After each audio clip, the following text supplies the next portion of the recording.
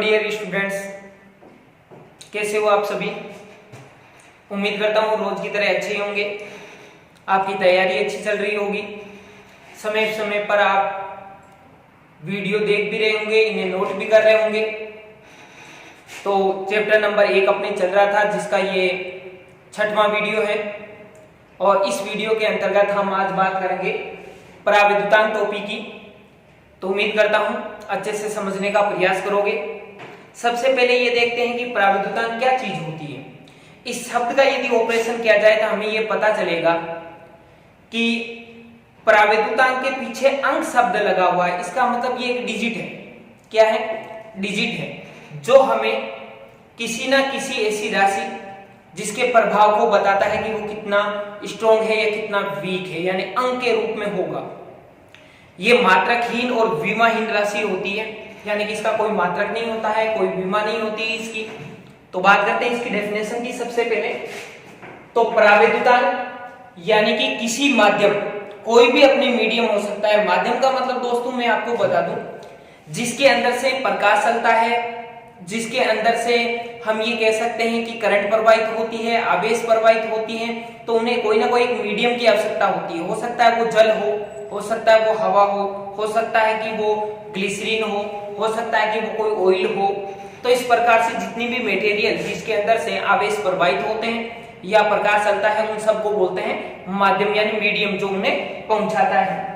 तो किसी माध्यम की उपस्थिति में आवेशों के मध्य दो आवेश रखे हुए हैं और इनके बीच में जो स्पेस है उसके अंदर हमने कोई एक माध्यम भर दिया। तो ये क्या बोलता है कि किसी माध्यम की उपस्थिति में आवेशों के मध्य लगने वाला बल, यानी कि दो आवेश होते हैं, दोनों के बीच में या तो आकर्षण या प्रतिकर्षण बल लगता है। तो ये कहता है कि लगने वाला बल निर्वात की तुलना में कितना गुना कम प्राप्त होता है, यानी कि निर्वात के अंदर लगने वाला बल सर्वाधिक होता है। जब हम कोई माध्यम के अंदर देखते हैं तो माध्यम के अंदर लगने वाला बल क्या होता है? कम होता है। तो ये कहता है कितना गुना होता है। ये जो हमें बताएगा वो होता है पराविद्युतांक। तो ये कहता है उसे उस माध्यम का क्या कहा जाता है? पराविद्युतांक कहा जाता है, या फिर आपेक्षिक विद्युतशीलता कहा जाता है। इससे पिछले वीडियो में हमने बात की थी विद्युतशीलता की, यानी कि किसी भी माध्यम का वह गुण जो उनकी उपस्थिति में लगने वाले बल को क्या करता है? प्रभावित करता है या सीमित करता है, या फिर ऐसा बोल दूं कि कम या ज्यादा करने का प्रयास करता है। ऐसा गुण जो रखता है उसे हम विद्युतशीलता बोलते हैं। तो आपेक्षिक विद्युतशीलता भी इसे कह सकते हैं। लिखने का तरीका होता है एप्सिलॉन आर से इसको, या फिर उसको पराविद्युतता भी बोला जाता है। 3 शब्द है, ध्यान से सुनना दोस्तों। माध्यम का पराविद्युतांक भी कह सकते हैं, माध्यम की आपेक्षिक विद्युतशीलता भी बोल सकते हैं, माध्यम का पराविद्युता भी इसे बोला जाता है। किसको? पराविद्युतांक को। तो कुछ चीज समझ में आई आपके। अब थोड़ा सा और आगे बढ़ते हैं। पराविद्युतांक और किस प्रकार से हम डिफाइन कर सकते हैं, परिभाषित कर सकते हैं या समझ सकते हैं, इसको भी देखते हैं। तो पराविद्युतांक निर्वात तथा माध्यम में लगने वाले बल के अनुपात, या निर्वात में लगने वाला बल और फिर माध्यम में लगने वाले बल को यदि हम अनुपात में करें, बटा में यदि इनको रखें, तो ये क्या बोलता है? के बराबर होता है। यानी कि पराविद्युतांक है वो किसके बराबर होता है?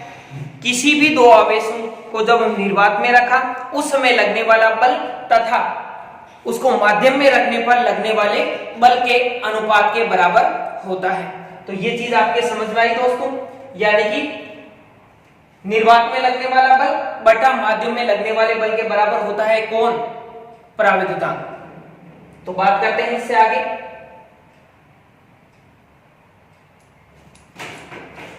देखो इसे व्यक्त किससे करेंगे? एप्सिलॉन आर से। और पराविद्युतांक का जो सिंबल होता है वो एप्सिलॉन आर बराबर निर्वात में बल बटा माध्यम में बल। निर्वात में बल को हम कैसे लिखते हैं? K Q1 Q2 बटा R स्क्वायर। K की वैल्यू कितनी होती है? 1/4 बाई एप्सिलॉन नॉट। कब? निर्वात के अंदर। Q1 Q2 बटा R स्क्वायर बटा में आ जाएगा 1/4 बाई एप्सिलॉन। क्यों? क्योंकि यहाँ पर माध्यम है इसलिए एप्सिलॉन आया है। Q1 Q2 बटा R स्क्वायर। जैसे ही हमने दोनों को लिखा, कुछ राशियां यहाँ पर क्या हो जाएगी? कैंसिल हो जाएगी। और जो राशियां कैंसिल हुई है उनको हम यदि हटाते हैं तो अपने पास में जो राशि बचेगी वो बचेगी एप्सिलॉन अपॉन एप्सिलॉन नॉट। क्यों?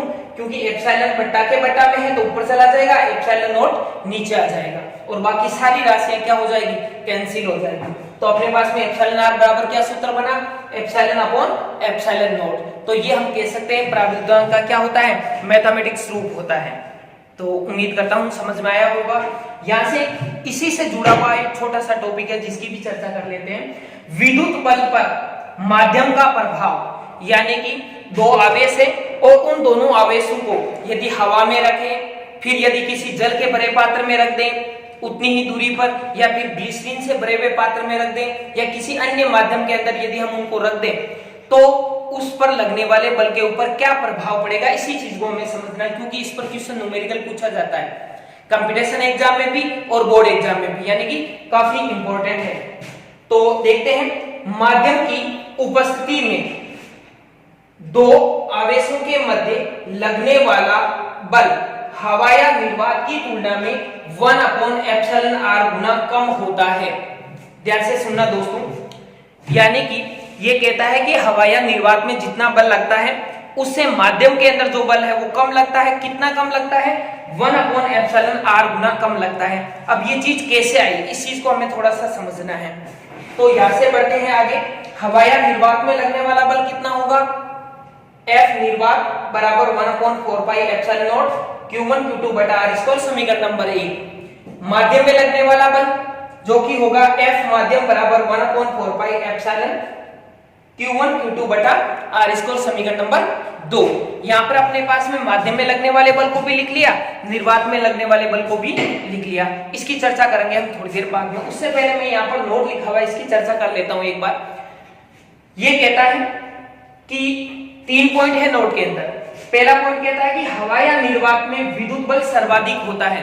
कई बार एग्जाम में क्वेश्चन पूछा जाता है कि किस माध्यम में विद्युत बल का मान सर्वाधिक होता है, तो वो है हवा या निर्वात। क्यों होता है इसका कारण भी मैंने यहाँ पर लिखा है ताकि इजीली समझ में आ जाए आपके। क्योंकि हवा या निर्वात का प्रावेदुतांक का जो मान होता है वो 1 होता है। किसका मान 1 होता है? प्रावेदुतांक का मान 1 होता है। तो ये कहता है, अभी जो हमने यहाँ पर पढ़ा कि माध्यम की उपस्थिति में दोनों आवेशों के मध्य लगने वाला बल हवा या निर्वात की तुलना में 1/εr गुना कम होता है। यदि εr की वैल्यू 1 है तो 1/1 मतलब हवा या निर्वात के बराबर ही क्या होगा? उसका मान होगा। तो यहाँ पर सर्वाधिक बल किस में लगता है? हवा या निर्वात में। इसकी चर्चा और आगे कर लेंगे। बात करते हैं सेकंड पॉइंट की। धातुओं का प्रावेदुतांक इन्फिनिटिव यानी कि अनंत होता है, जिसके कारण दो आवेशों के मध्य धातु रखने पर उनके मध्य लगने वाला बल का मान क्या होता है? 0 होता है। अब ये कैसे हुआ, इन दोनों चीजों की हम चर्चा कर लेते हैं थोड़ी सी। देखो, आपको पता है कि जो बल का सूत्र होता है वो ये होता है 1/4πε0 Q1 Q2 बटा r²। और यहां से हमने सोल्व किया इसको, तो εr की जो वैल्यू आती है वो आती है ε/ε0। यदि इसका मान इन्फिनेटिव है तो जब अनंत से इसको मल्टीप्लाई करेंगे तो अपने पास में यहाँ पर हवा या निर्वात इन्फिनेटिव आ जाएगा। तो यहाँ पर ε0 की वैल्यू क्या हो जाएगी? इन्फिनेटिव या अनंत हो जाएगी। जब एप्सिलॉन की वैल्यू अनंत आ रही है तो यहाँ पर जैसे हम रखेंगे तो इस बल का जो मान होगा वो कितना होगा? 0 होगा। बात करते हैं एक बार आगे।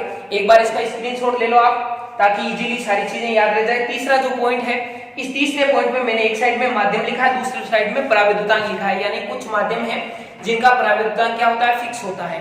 तो यहाँ पर लिखा हुआ है, ज्यादा जो इंपॉर्टेंट है अपने काम में आने वाले उन्हीं चीजों को मैंने यहाँ पर लिखा है। तो एक बार इनको देख लेना, याद हो जाएगी इजीली चीजें।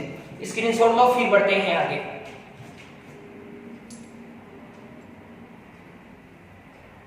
तो बढ़ते हैं आगे।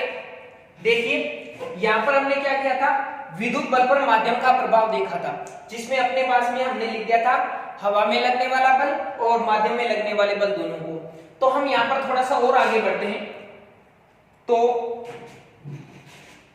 दोनों बलों को देखते हैं, अनुपात में करते हैं बट्टा में, यानी कि F निर्वात बटा F माध्यम। तो यहां से निर्वात की जो वैल्यू होगी वो होगी 1/4πε0, यहां पर Q1 Q2 बटा r², मेन बट्टा की लाइन, यहाँ पर 1/4πε, यहाँ पर Q1 Q2 बटा R स्क्वायर। अब देखो दोस्तों यहाँ पर कुछ राशियां हैं वो कैंसिल हो जाएगी, और कौन कौन सी कैंसिल होगी, ये कंप्लीट पद कैंसिल हो रहा है, 4π से 4π कैंसिल हो रहा है, ये एप्सिलॉन ऊपर जा रहा है, एप्सिलॉन नोट नीचे आ रहा है, तो यहाँ पर अपने पास में बनेगा एप्सिलॉन नोट, और यहाँ पर अपने पास में इसकी जो वैल्यू होती है वो होती है एप्सिलॉन आर। इजीली समझ में आया, दोनों को अनुपात में किया, कट-पीट करके जो भी राशियां बची वो अपने पास में क्या बची, एप्सिलॉन नोट, और इसकी वैल्यू कितनी होती है, एप्सिलॉन आर होती है। अब देखो यहां से मैं क्या लिख सकता हूं, मेरे को क्या चाहिए, निर्वात हवा या माध्यम के अंदर बल चाहिए, तो F माध्यम बराबर, देखो ये माध्यम कहां चला जाएगा, इस साइड में, और इस साइड में आएगा इसके गुणा में। जब ये गुणा में रहेगा तो इसको हम इधर भेज सकते हैं, तो ये किसके बटा में चला जाएगा, निर्वात के बटा में, यानी कि 1/εr इंटू F निर्वात। तो मैं इस चीज को ऐसे भी लिख सकता हूं, F मीडियम यानी कि माध्यम बराबर 1/εr इंटू F नॉट, यानी कि हवा या निर्वात में लगने वाला बल। तो ये चीज अपने पास में निकल करके आई है, जो कि काफी इंपॉर्टेंट सूत्र है। एक बार वापस चर्चा कर लेते हैं ताकि इजीली समझ में आ जाए। मैंने हवा या निर्वात वाला बल लिखा, माध्यम वाला बल लिखा, दोनों को अनुपात में कर दिया। जैसे अनुपात में किया कुछ राशियां कैंसिल हो गई, जो राशियां बची उनका मान होता है एप्सिलॉन आर यानी कि परावैद्युतांक। अब परावैद्युतांक को जब मैंने पक्षांतर किया इधर और F माध्यम को भेज दिया उधर, तो F माध्यम बराबर क्या बचेगा, F निर्वात बटा एप्सिलॉन आर, क्योंकि एप्सिलॉन आर इधर आ जाएगा, F माध्यम उधर चला जाएगा, तो F माध्यम बराबर 1/εr इंटू F निर्वात यानी कि हवा या निर्वात में लगने वाला बल। तो यहां से देखें, मान लो सपोज दैट एक एग्जांपल समझ लेता हूं, उदाहरण जिससे आपकी इजीली समझ में आ जाएगा। एग्जांपल देख लेते हैं, निर्वात में लगने वाला बल 21 न्यूटन हो तो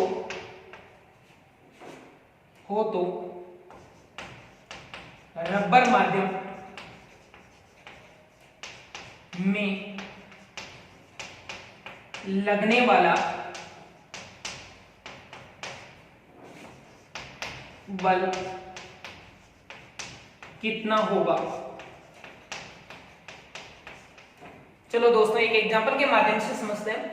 उदाहरण अपने पास में है कि निर्वात में लगने वाला बल यदि 21 न्यूटन है, तो रबर माध्यम के अंदर लगने वाला बल कितना होगा। दो आवेश है, हवा या निर्वात में रखा तो 21 न्यूटन का बल लग रहा है। यदि इन्हीं दोनों आवेशों को रबर से भरा हुआ कोई पात्र है उसके अंदर यदि मैं रख देता हूं उतनी ही दूरी पर, तो इनके मध्य लगने वाला बल क्या होगा, इस चीज को हमें समझना है। तो यहां से हम ये जानते हैं, सूत्र अपने पास में होता है,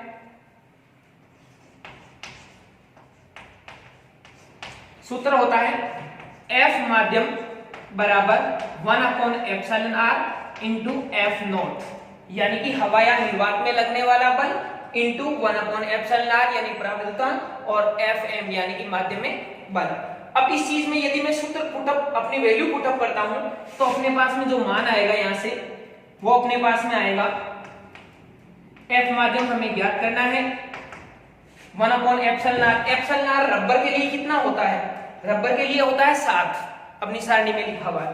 तो मैं यहां से लिख लेता हूं 1/7 इंटू हवा या निर्वात में बल कितना दे रखा है 21 न्यूटन, तो यहां पर आ जाएगा 21। तो यहां से अपने पास में क्या बनेगा, F मीडियम बराबर यहां पर 3 न्यूटन, और यही अपना पास में क्या हो जाएगा, आंसर हो जाएगा। यानी कितना बल लगेगा रबर माध्यम में 3 न्यूटन। तो दोस्तों आप इस एग्जांपल के माध्यम से देख करके बताओ कि हवा या निर्वात में जो बल था वो कितना था 21 न्यूटन, और रबर माध्यम में कितना लग रहा है 3 न्यूटन। तो इसका मतलब क्या हुआ कि हवा या निर्वात में जितना बल लग रहा था उसका 1/εr गुना बल किसमें लगता है, माध्यम में लगता है। तो यही चीज यहाँ पर हमने लिखी थी, इसको मैंने एग्जांपल के माध्यम से समझा दिया। एक बार स्क्रीनशॉट लो फिर बढ़ते हैं आगे।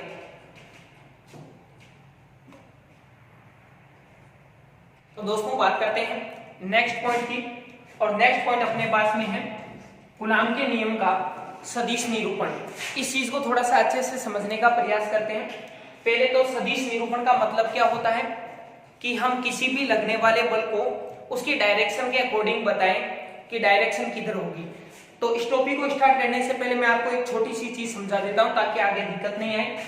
अपने पास में जो बल का सूत्र होता है F बराबर K Q1 Q2 बटा R स्क्वायर, इसको यदि सदिश रूप में लिखना है तो सदिश रूप में इसको कैसे लिखेंगे, F वेक्टर बराबर यहां से K Q1 Q2 बटा R स्क्वायर। इस प्रकार से ये तो वैल्यू हो गई और इसकी डायरेक्शन बताने के लिए हम यहाँ पर लिखते हैं आर कैप। आर कैप का मतलब होता है एकांक सदिश, जो हमें ये बताता है कि लगने वाले बल की डायरेक्शन क्या है। क्यों? क्योंकि अपने पास में क्या होता है, एक आवेश यहाँ पर है, एक आवेश यहाँ पर है, दोनों आवेशों के बीच की दूरी है वो r है। तो इन दोनों के बीच में यदि आकर्षण लग रहा है तो ऐसे लगेगा, तो भी इनकी बल की डायरेक्शन कौन सी होगी, ये डायरेक्शन होगी। और ये दिशा कौन सी है, आर वाली दिशा है, जो दूरी है वही दिशा है। यदि इन दोनों में प्रतिकर्षण लगता है तो भी ये एक दूसरे से क्या होते हैं, दूर जाते हैं। तो दूर जाने की जो डायरेक्शन है वो भी कौन सी है, आर वाली डायरेक्शन है। इसलिए ये आर है वो दिशा बताने के लिए काम में आता है, जबकि इसका मान 1 होता है। इसी चीज को मैं थोड़ा सा और लिखूं आगे तो ऐसा लिख सकते हैं, कैसे, F वेक्टर बराबर यहाँ पर K Q1 Q2 बटा R स्क्वायर, और यहाँ पर इसको हम लिख सकते हैं R वेक्टर बटा मॉड ऑफ R वेक्टर। ये वैल्यू अपने पास में होती है जो कि हमने 11th में देखी है थोड़ी बहुत, यानी कि R कैप है, इसका मान होता है क्या, R वेक्टर बटा मॉड ऑफ R वेक्टर, यानी कि R वेक्टर का परिमाण बटा में आता है, R वेक्टर ऊपर, ये वैल्यू किसके बराबर होती है, R कैप के बराबर होती है। तो इन रूप को हम इसके अंदर थोड़ा सा समझने का प्रयास करेंगे, इसी चीज को एक बार देखना, समझने का प्रयास करना।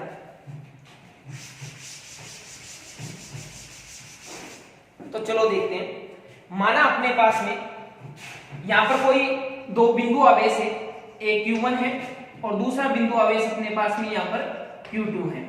दोनों की जो इसकी स्थिति या मूल बिंदु जो है O, उससे इनकी जो दूरियां हैं वो है R1 वेक्टर और इसकी दूरी है वो R2 वेक्टर।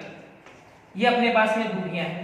और मान लिया कि इन दोनों पर जो बल लग रहा है उसको हमें समझना है, दोनों सेम प्रकृति के हैं, ये हम मान करके चलते हैं। माना इसकी वजह से जो बल लग रहा है इस डायरेक्शन में, या हम ऐसा कह सकते हैं इधर जो बल लग रहा है वो ये हो गया और इस पर जो बल लग रहा है वो ये हो गया, और दोनों के बीच की जो दूरी है, इसके अंदर जो इस साइड में लगने वाला बल है वो होगा F1 यानी कि 1 के ऊपर, किसकी वजह से, 2 की वजह से वेक्टर ये होगा, और इसके ऊपर लगने वाला बल जो होगा वो होगा F2 यानी कि 2 के ऊपर किसकी वजह से, 1 की वजह से F वेक्टर। ये अपने पास में वैल्यू हो गई। तो दोस्तों अब हम यहाँ पर इस टॉपिक के अंतर्गत विचार करने का प्रयास करेंगे, समझने का प्रयास करेंगे कि पहले 1 के कारण 2 पर लगने वाला बल है वो कैसे होगा। तो देख लेते हैं इसको, यहां पर लिख देते हैं कि चित्रानुसार आवेश Q2 पर Q1 के कारण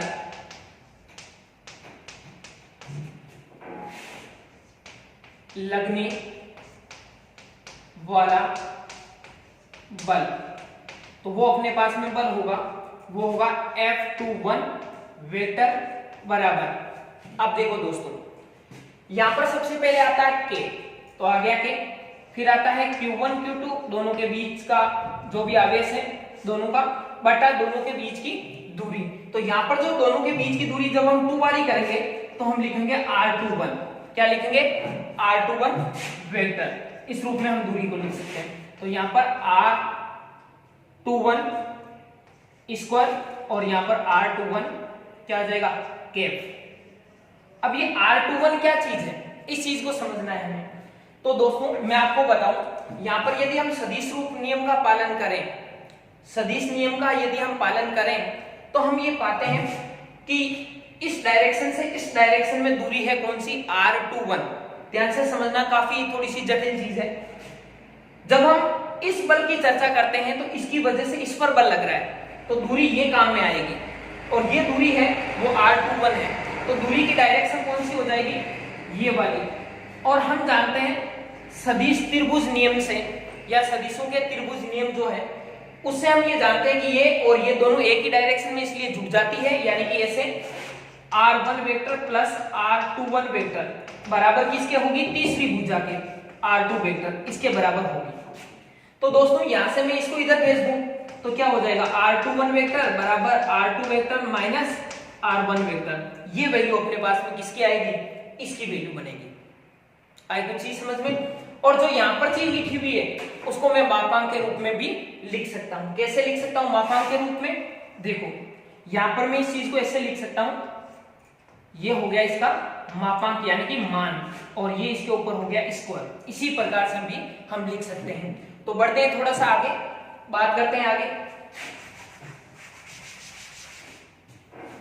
तो यहां पर जो अपने पास में वैल्यू आ रही है वो वैल्यू होगी f12 वेक्टर बराबर, दोनों की जगह मान लिख दो। पहले मैं यहाँ पर k का मान लिख देता हूँ 1/4πε0, फिर यहाँ से हो जाएगा q1 q2, और बटा में इसकी जगह जब हम मान लिखेंगे तो हमें पता है कितना मान आया था, r2 vector minus r1 vector, और इसका क्या हो जाएगा, स्क्वायर।